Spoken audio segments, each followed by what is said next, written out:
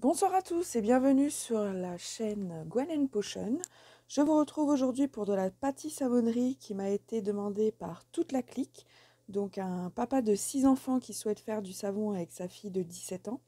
Donc lui-même en a déjà fait, il a fait des savons plutôt simples, sans colorant et sans parfum, mais la jeune fille veut et l'un et l'autre.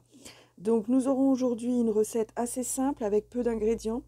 Donc huile de coco, huile de palme, huile d'olive, huile de tournesol et huile de ricin. J'ai également ajouté du sel et du sucre dans mon eau de dissolution. J'ai du brun, j'ai du jaune. Je pense que vous avez compris que ce sera donc des pâtisseries inspirées de tartes au chocolat et de tartes citron meringué. Donc j'ai utilisé un moule part de tarte déjà séparé.